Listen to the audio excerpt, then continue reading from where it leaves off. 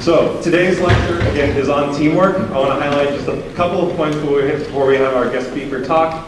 On the left here, who is this? Thomas Edison. He was known for what? Lots of inventions, right? So, a lot of people think about, when they think about these major inventions and these things that have been developed in engineering and science, that there's one person, the one inventor that's behind it all. But Thomas Edison is actually one of the first being recognized for developing a research lab where multiple researchers are working together towards a certain end goal. In this case, development of a light bulb as well as multiple other inventions. And these labs are really how all engineering projects are completed nowadays. You have to work with large groups of people in order to accomplish anything in the multidisciplinary and kind of broadly defined problems that we deal with nowadays.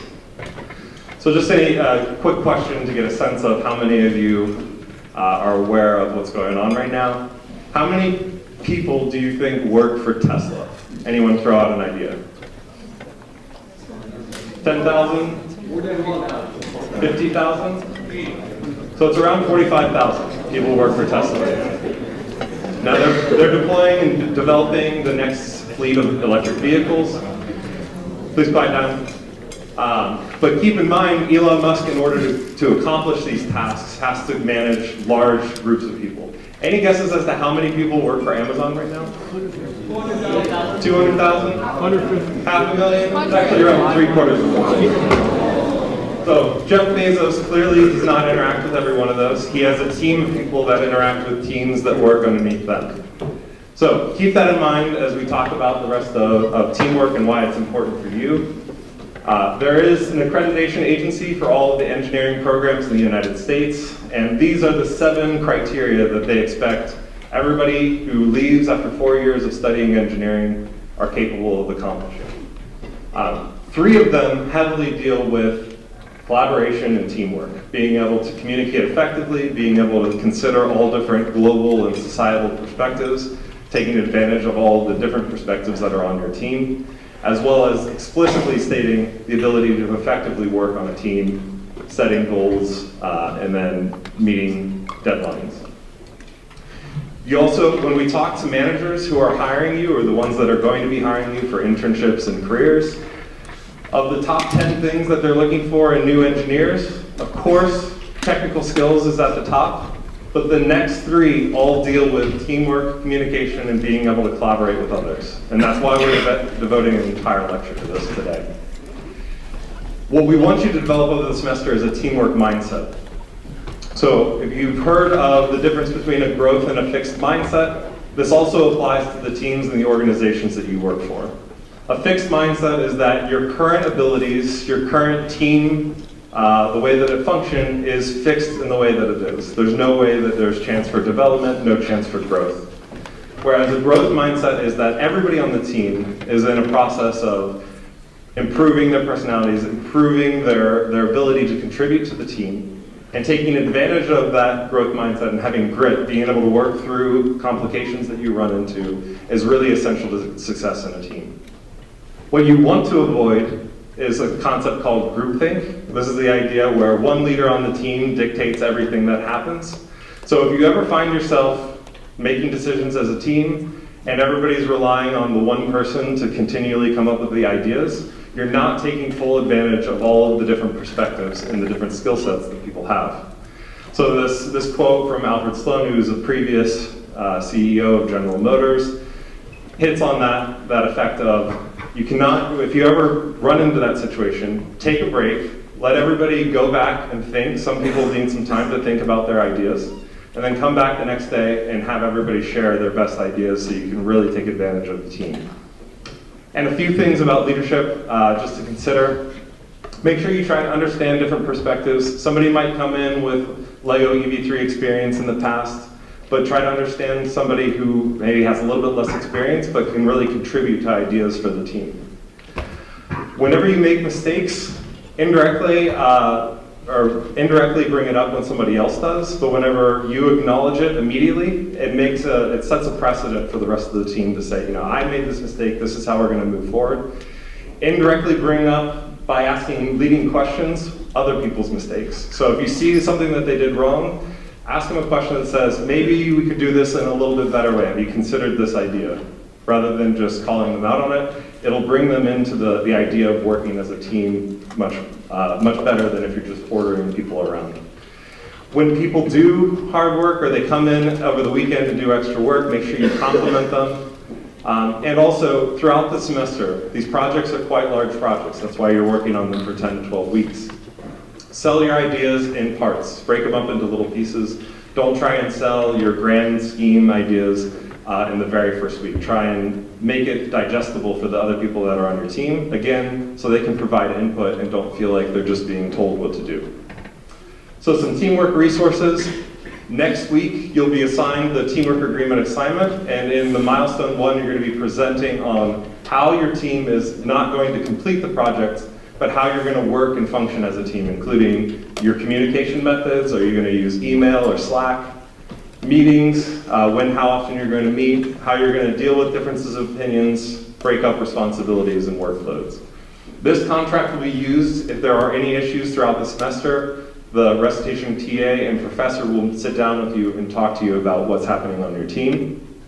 We'll have some additional opportunities for teamwork mentorship that we'll mention in just a minute.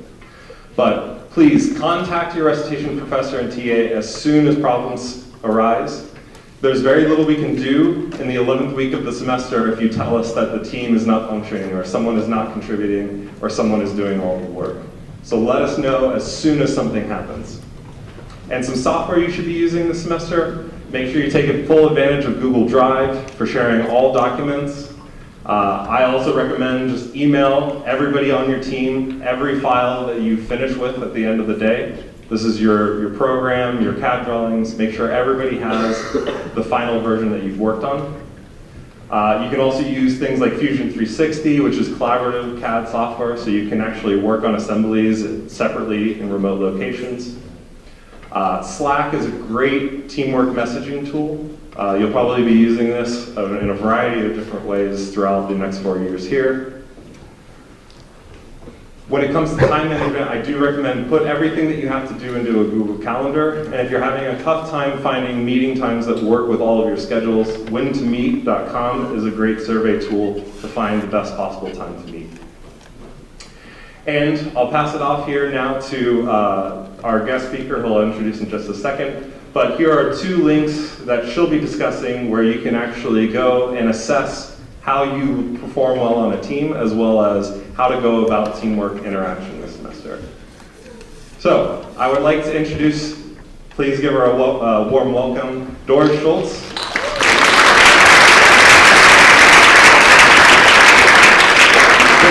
Is the Director of Sponsored Research and Research Administration here at Tandon. That means that she oversees all of the faculty research that's going on, coordinating a team of about 9 people who are working to manage all of the funds that are coming in and out of the university to run research. She has a bachelor's degree from York University in Toronto and a master's and an MBA from Stevens Institute of Technology in Technology Management. She's been a part of a number of private companies, as well as been running a team for been running a team for a short while, but been running teams in general for about 25 years in her career through the various organizations that she's worked for. So she has a lot of great experience, and she has some good ideas about how to use data to better understand your teamwork and your ability to work on a team. So I'll let her take over now. Okay. Can everybody hear me? Is this working? Loud enough, it's good. Loud and clear? Okay, loud and clear. So, I couldn't manage the $50 million of expenditures without those 9 folks that Jack talked about. I mean, it's all about teamwork, everything.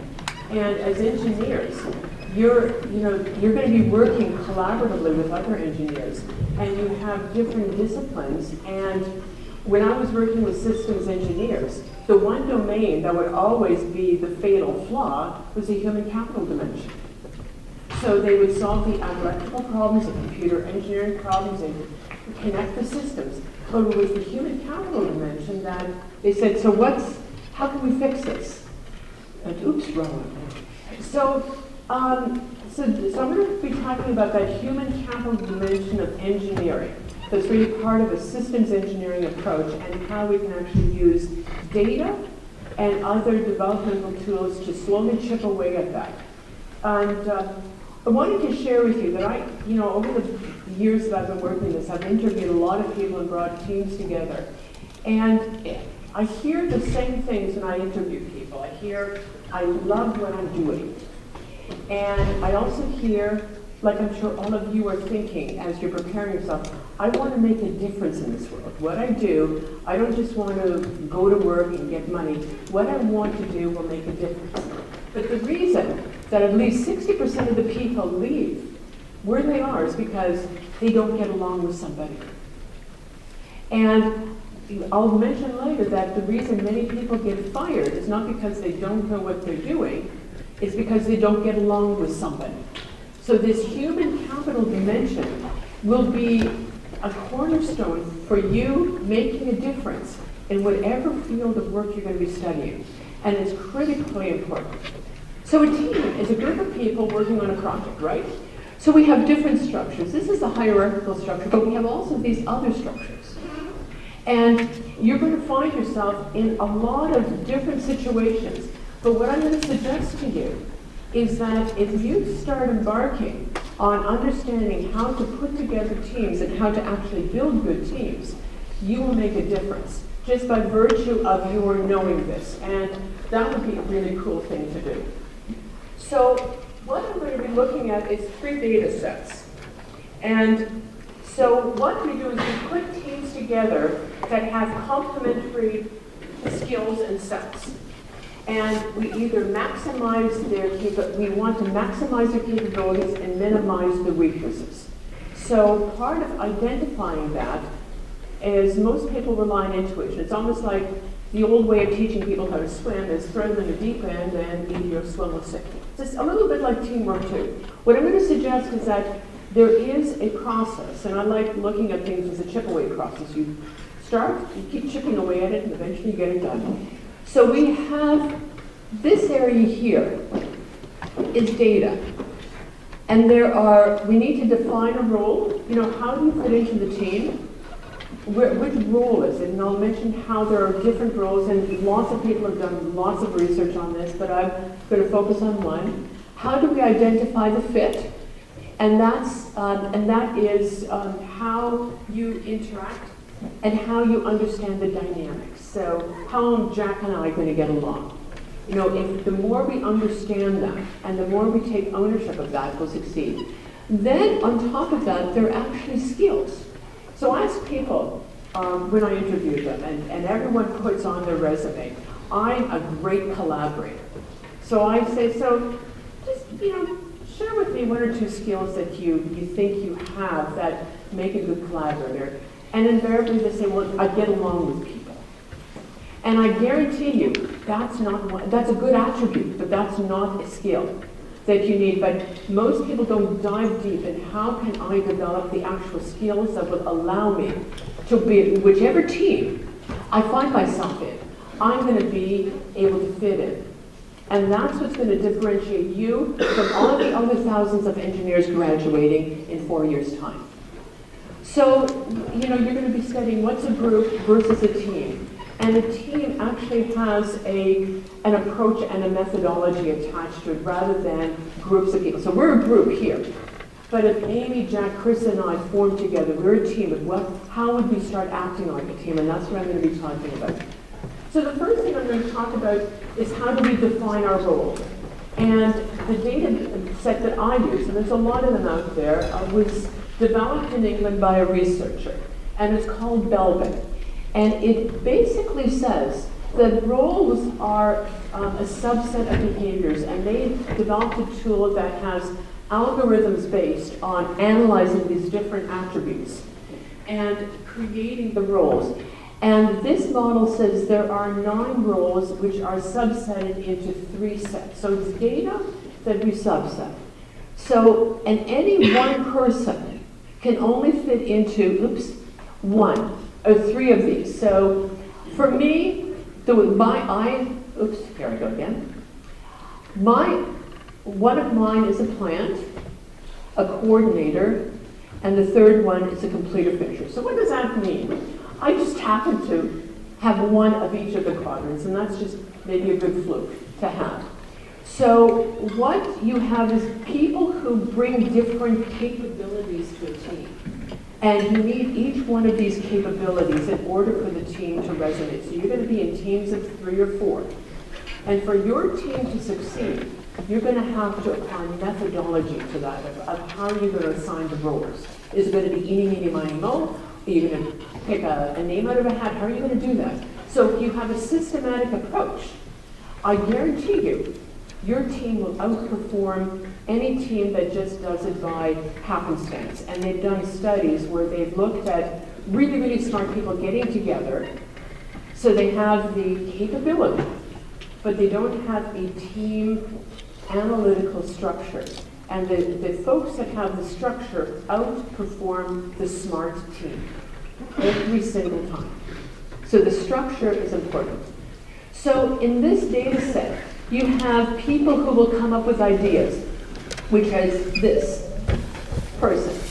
But if Jack, Amy, Chris, and I were just plants, all we would ever do is sit around and talk about what great ideas we have. We would never get any work done, because all we're doing is focusing on this one thing. So you have to know. But if we didn't know that about each other, and we couldn't go to phase 2, which is plan the project, okay? And we didn't know how to analyze it properly. These are analysis tools.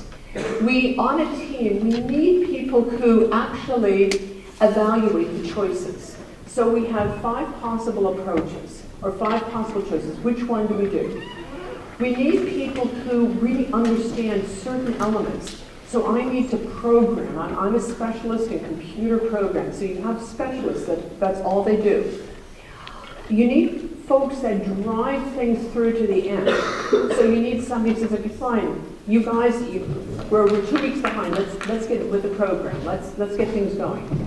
The project managers that actually plan the project, and these are the things over the 3-month project that you're going to be completing. The folks that really double check everything. Is this perfect? And then we get the folks working with people. Who are we going to arrange? How are we going to coordinate the roles? Who's going to manage everything? How are we going to deal with hurt feelings or people who are upset with things?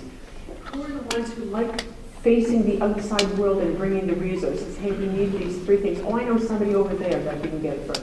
You have all of these defined skill sets that the researchers here developed over the last 50 years. And they perfected it.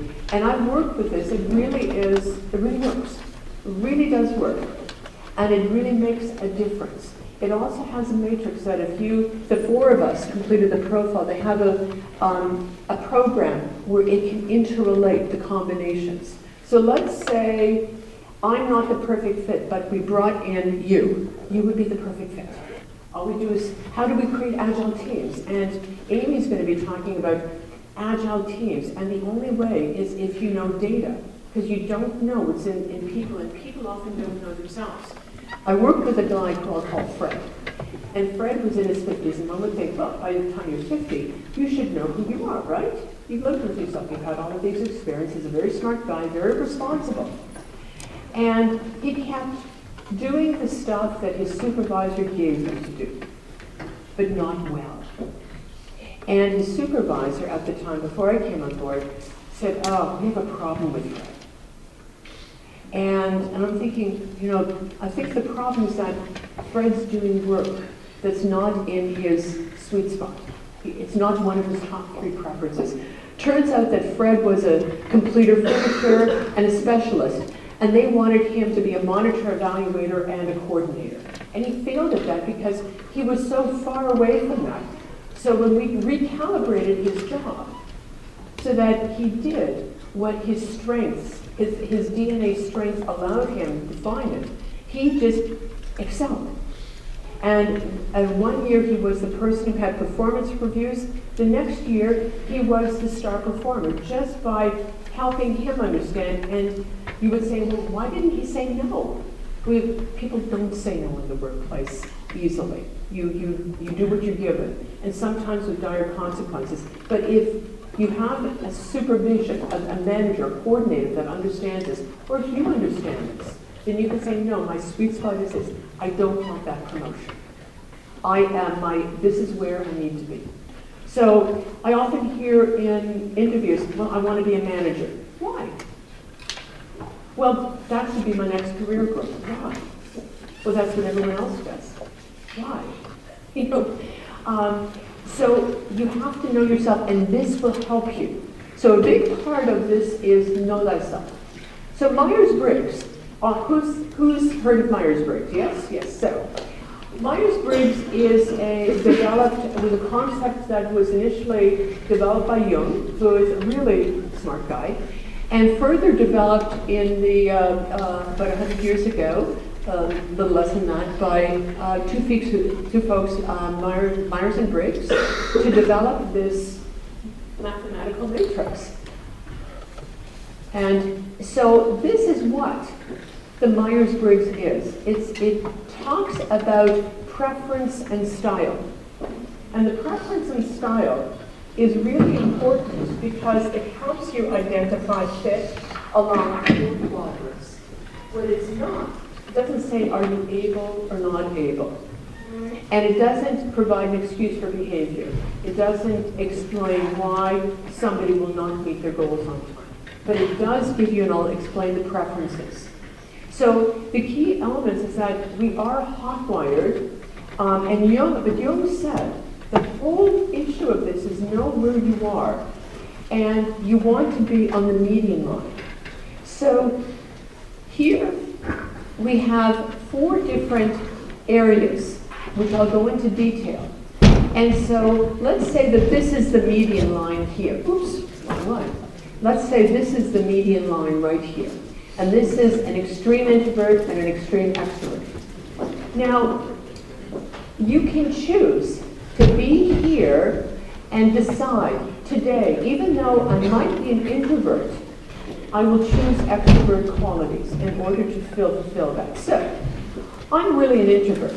And usually introverts don't like standing in front of people and speaking, but you learn to create an environment, a comfort, to communicate in a way that makes you more effective.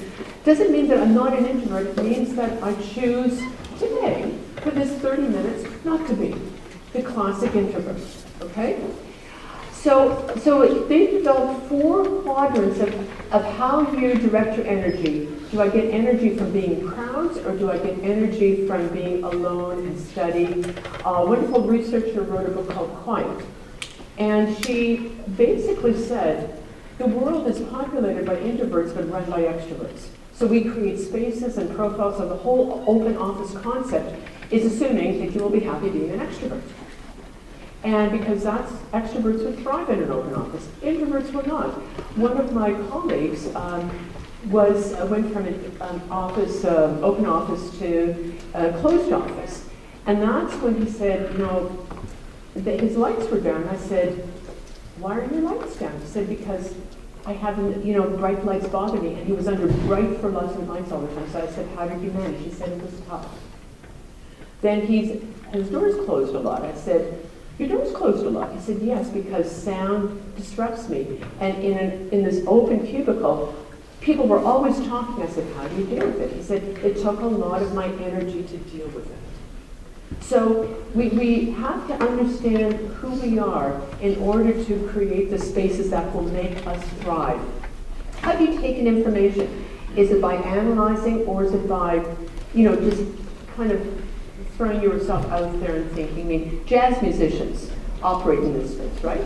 But they operate in a very systematic way. So jazz musicians will improvise, they'll use their intuition, but they overlay everything that they do over a data set called music.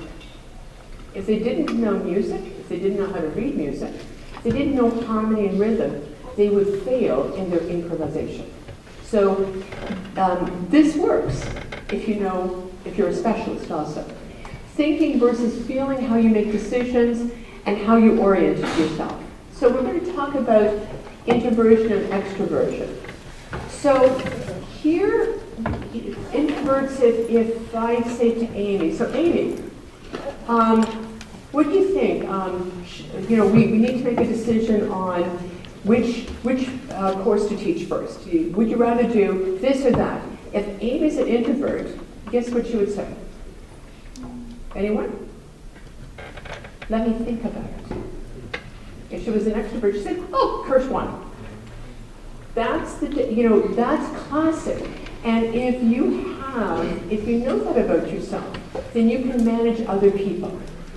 And if the team knows that, if the team has what Jack talked about as a group thing, because you're all aware, let's say the four of us in our Myers-Briggs, and there's 2 introverts and extroverts, one of the group rules, you're talking about a contract, will mean that we allow each other to think about things before, for an example, before we don't ask people to make snap decisions, because some people like to do it, some people don't.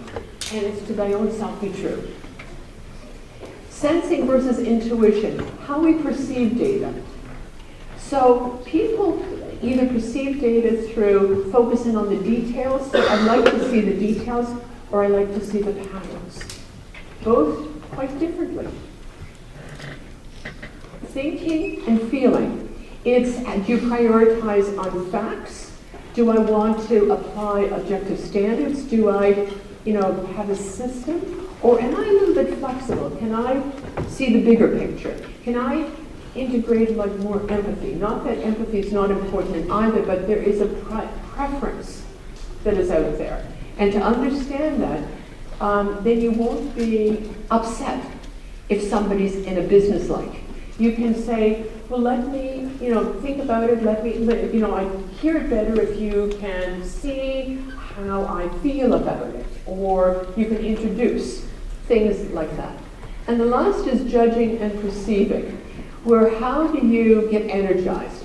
People who have this preference of judging get energized by completing things. People who are perceiving get energized by starting things. Now, it doesn't mean that they're like completing it, but to understand. So this is just a very broad generalization. And guess what? Everyone's all over the map. You have such an imbalance, but if you can understand in your team your preference, then what you do is create a group understanding, and it forms part of your contract. It's data.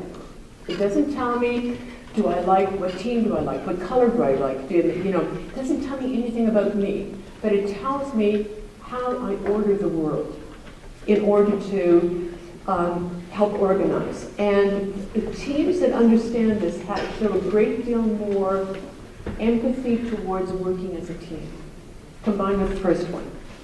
This one is kind of the deal breaker.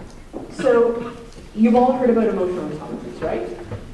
So it is another tool that is self-directed, where the very first one, the team one, is self and other directed. So the best profiles are done when you complete the data set and then have others complete it. So, and the algorithm merges one's view of myself with one's views of others. So it's moderated. These are only yourself. So you can kind of fool yourself or not be honest. But if you're clear about your preferences, this will be pretty clear. So Harvard, about a year ago, wrote an article that said MBAs, CEOs are not succeeding because they don't have this. And they gave a couple of examples. One was this guy took over CEO of a big bank, and they needed transformational change. And he was doing it by what organizationally seemed right. But a year later, they took a survey, and folks said he was cold and personal. There was a real morale problem, and he was shocked and devastated. And it's because he wasn't showing any type of intelligent emotion of how he affected his environment. He did it as a strategy as opposed to a humanity. And what this brings is an awareness of who we are It brings social intelligence into the mix of any team. And this is the deal breaker. If you don't have this, and if you don't understand yourself, so this is whole understanding who you are, you're going to sabotage not only yourself but a team. And this is actually easy to do. So even Aristotle, Aristotle lived a long time ago. Even he was writing about emotional intelligence. That it's easy to become angry, but there is another way. It's not about, it's using anger as a tool or emotion as a tool, not as a weapon. And it's becoming socially aware of your own as well as the room's energy.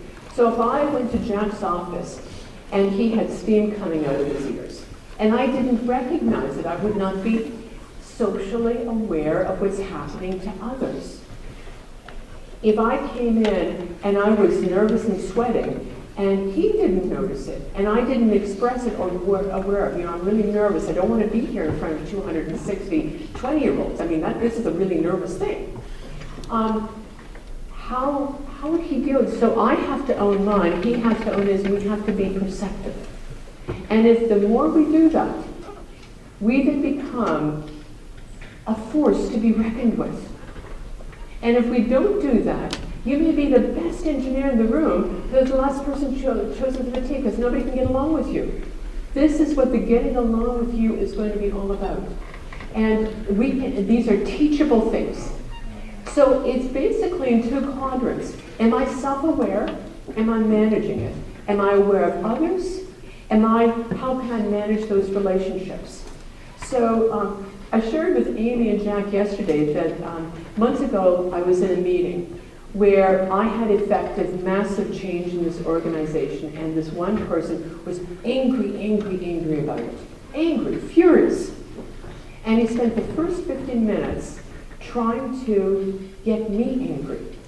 He just kept badgering and bombarding and accusing, and I just sat there in my Zen meditation. I didn't react to him, and I diffused the situation by not being angry, by being self-aware, by managing, by being aware of why he was angry, and helping him manage that.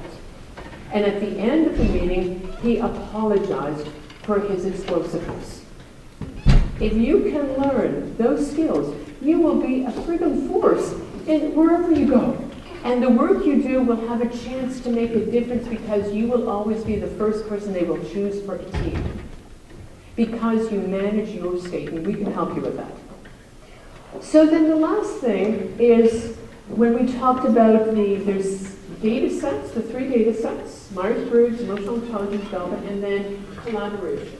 And I mentioned that people think they're a collaborator, and if they're just nice people, they're good collaborators. Well, these are the skills that I and others think are the ones that you really need to learn. So listening versus talking. So part of your team charter should be people are not interrupted. You get a chance, everyone speaks in the meeting. So let's say I'm an extreme introvert and I just sit there and there's 4 of us and I never say a word. The team charter is Doris, you have to say something once.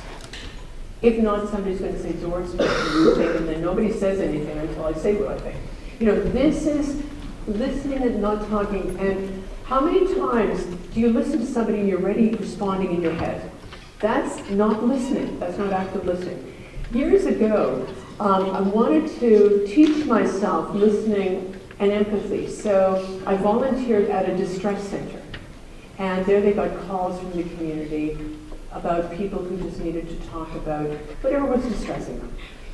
And the rule was you had to show feedback, and you couldn't, if you said 3 words, that was a lot.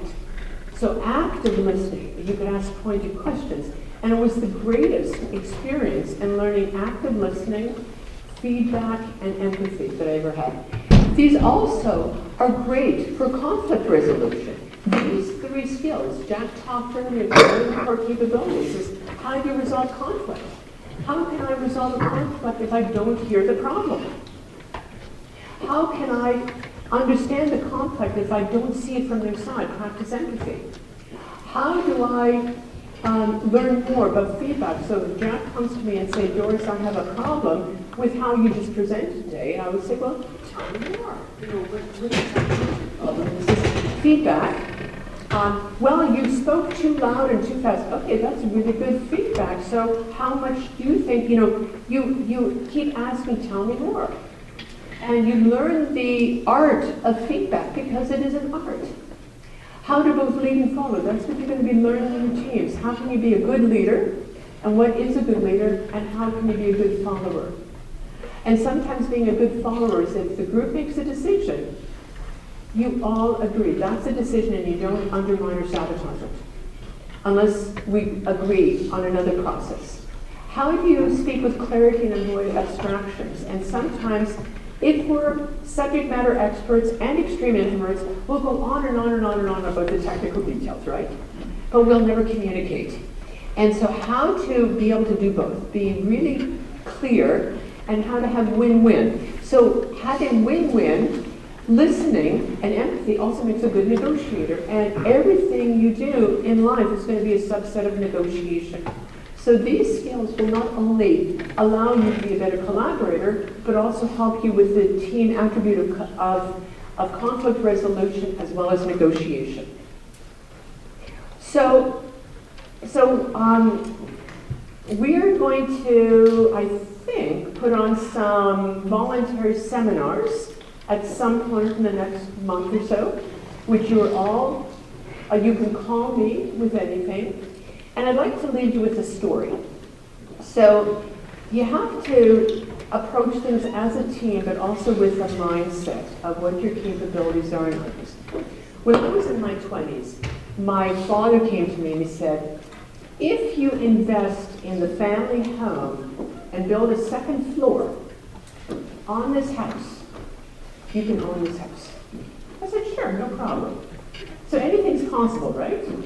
All you have to do is say yes, right? But undermining that, there was a team. So I had to work with contractors. I had to develop a skill set. I thought it was easy, and I thought I'd be done in 4 months. Well, it took a little bit longer than 4 months. But you take things on, but everything you take on can be achieved by using the chip away method. You pick a point, any point, especially with team, it's not inaccessible. And if I leave you with nothing, if you take this on, each one of you are going to be such a force in your own career that you will be miles ahead just because you are a better you and more informed. You have a technical capability and you have this interpersonal thing that we can help you understand. And it's data and it's skills. It's not fluffy stuff. And so Chris Riley, who is my colleague, and I will be mentors if you want us to. This is how you will contact me, and I have some business cards if anyone wants them. And I am very grateful for your attention today.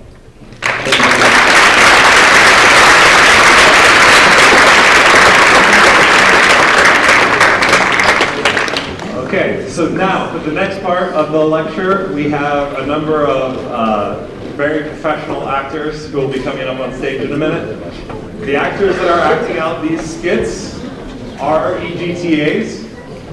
So do keep in mind that even though the characters that they're playing might be offensive or not the best people, that they are acting. So do not take it out on them. They are all great people. But what we are going to do, they're going to come up on stage in just a second and they're going to act out 2 different skits. We want to give you examples of how teamwork can go well and how teamwork can go wrong. If you can quiet down. The first skit will have the team will perform or show you what it's like when something can go wrong. We'll pretend that if they had had the chance to go back and change what happened, how they could have improved throughout the semester. In the second skit, we'll have them come out and they're going to present a skit which is very similar to what you'll be doing this semester if you do run into problems, how you can continue and work through those problems throughout the rest of the semester.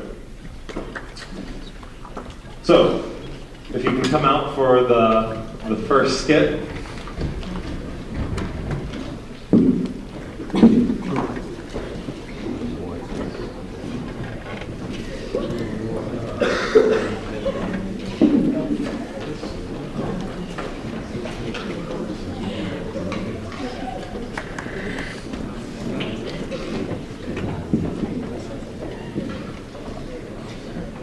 Where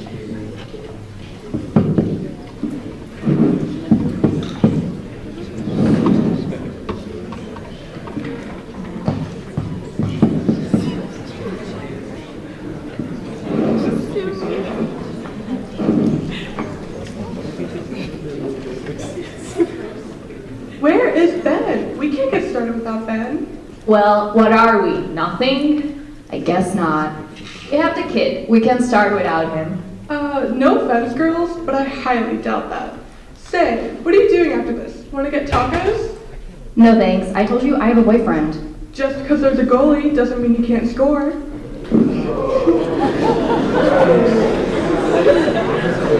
It is way out of control. She doesn't even have a boyfriend, you creep. She just doesn't like you. She shouldn't have to lie. See what I mean? There's no way we're getting any work done. Let me see if I can call Ben if it will make you feel better.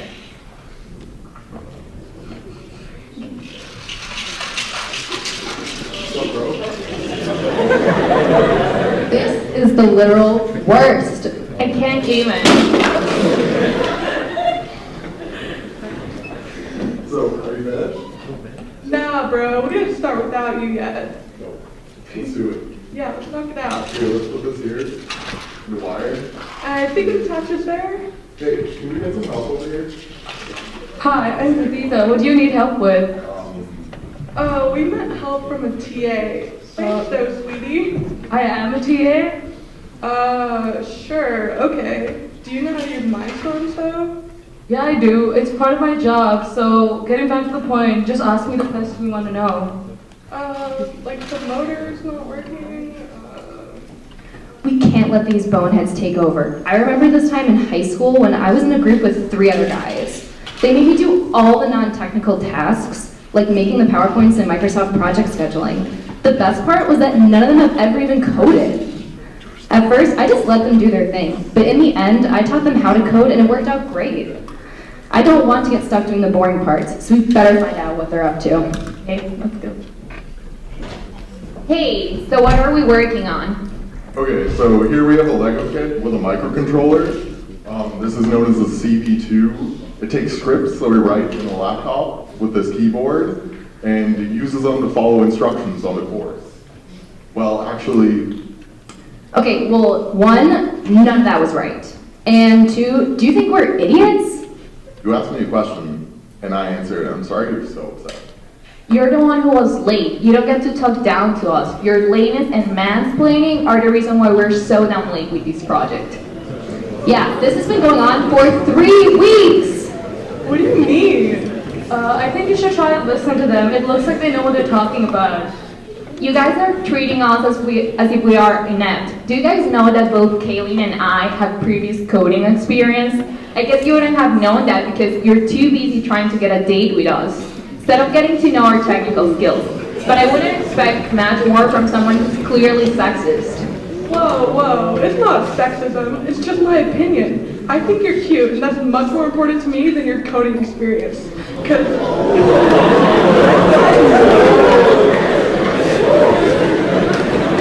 I could code this robot without you. Your job is to make our team look good.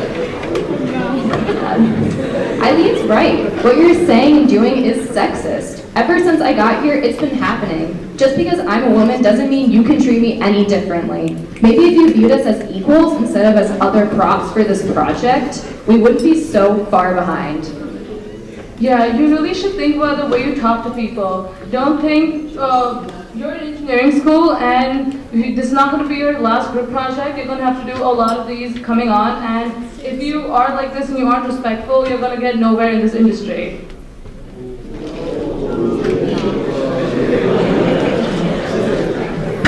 We're just complimenting you. Like, it's not sexist. I mean, there aren't many girls around here. Can you really blame me for trying to get a date?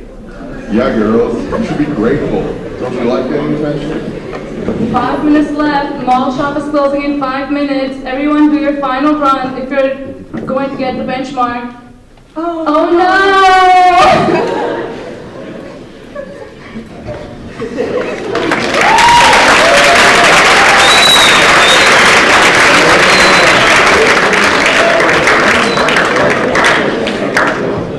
All right, so obviously obviously a number of things went wrong there, but now we'll bring them back on stage. You can see what they could have done to overcome some of these issues that they ran into through communication and other things that they can try, that you can try throughout this semester.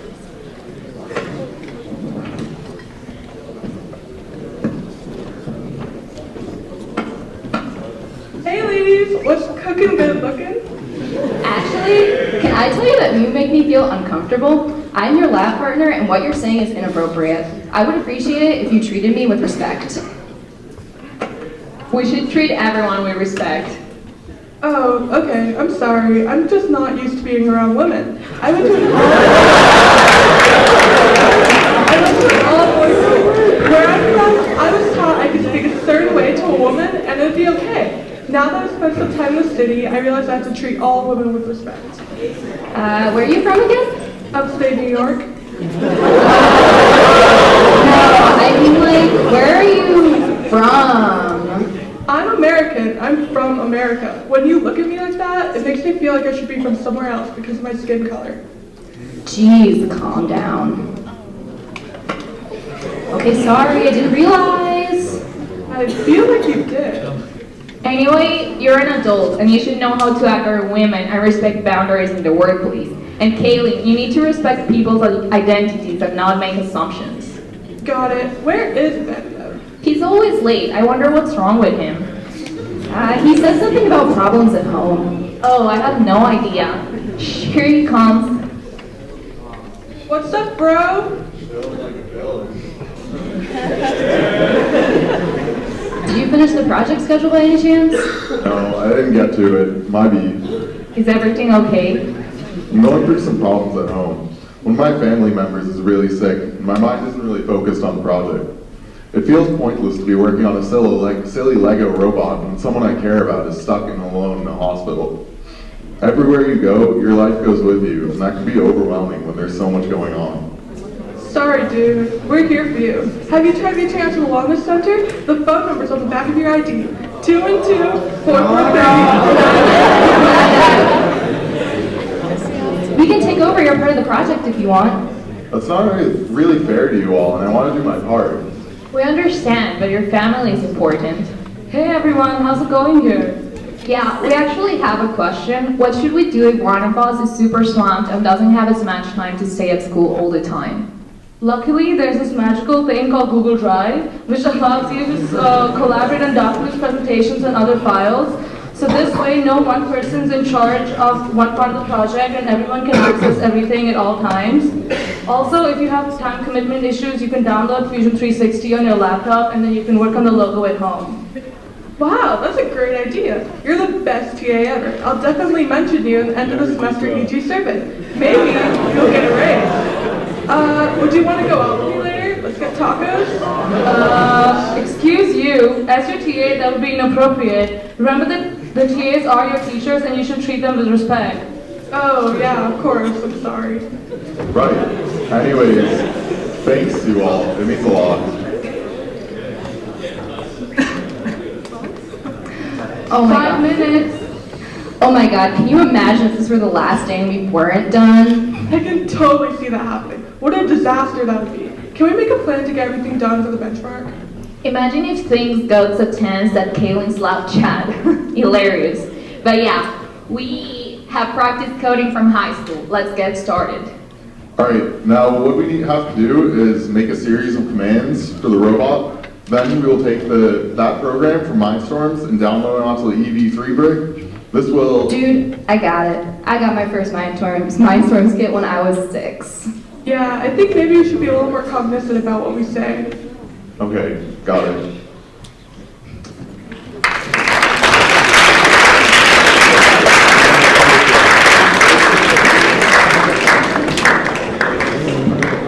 Need one more run.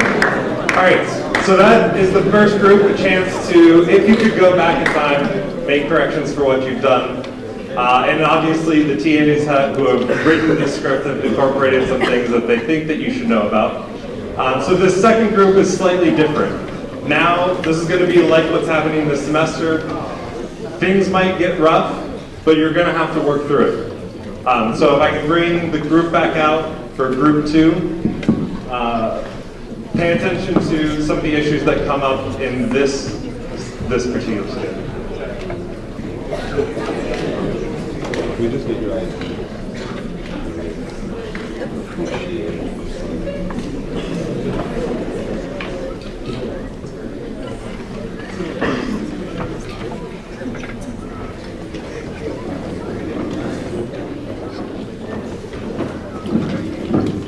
Hey guys, let's get going. Chop chop. Get off your phones. Pay attention. We have to do this.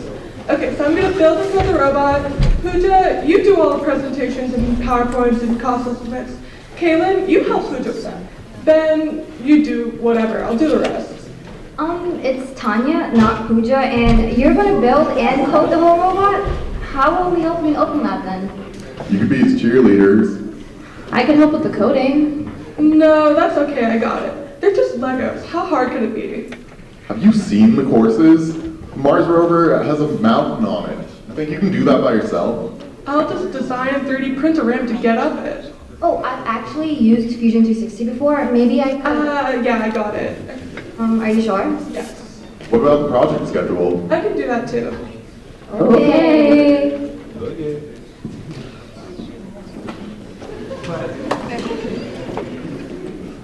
Hey Mom, I can't come home this weekend. I gotta work on this project all by myself.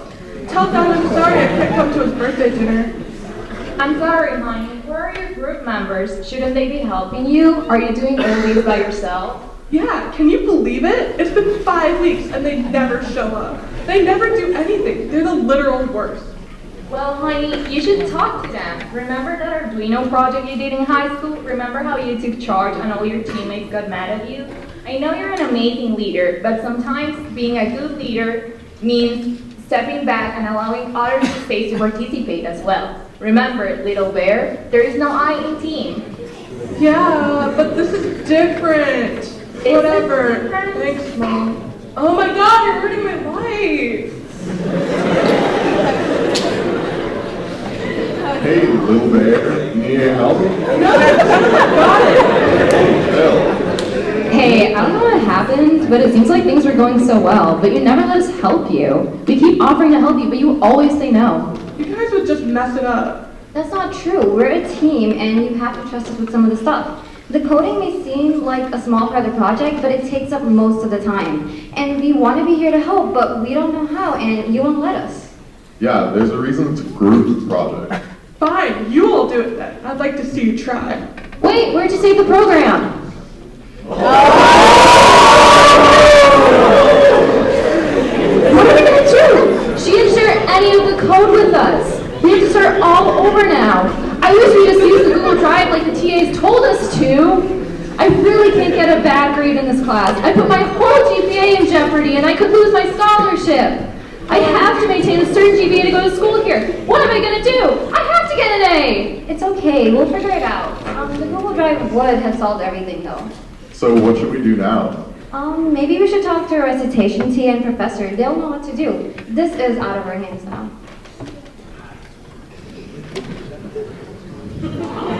Oh my God, we're gonna fail. We don't have anything. So typical of someone like her. What do you mean by that?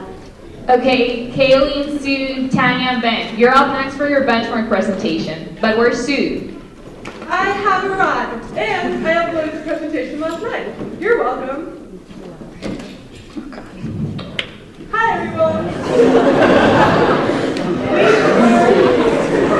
We are the Subot. Our project name is the Subot, and I am the chief engineer, the chief programmer, and the project manager. These are my interns, Kaylin, Ben, and Pooja. For the millionth time, it's Tanya. Are you sure? That sounds too American.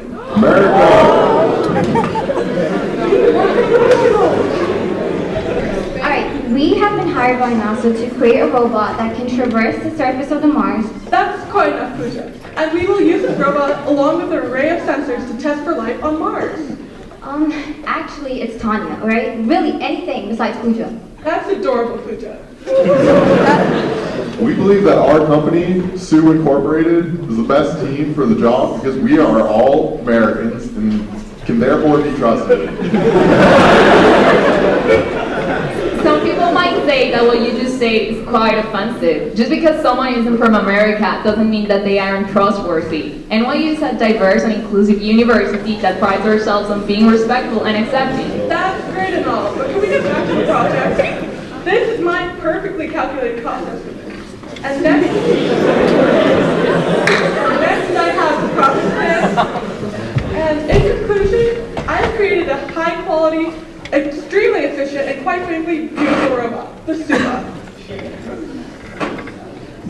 Wait, you only have 10 tasks in your project schedule. There should be at least 20, and your cost estimate is missing half of the... Look, I'm doing the best I can, and it's so hard to get everything done when there's so much work to do and no help. Can I speak with your group after class?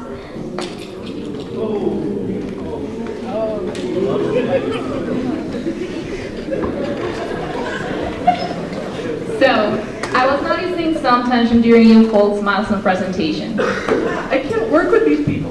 Pooja's always on her phone, Kayla never speaks up, and Benny over here, well, he speaks for himself. Wow, you are such a bitch.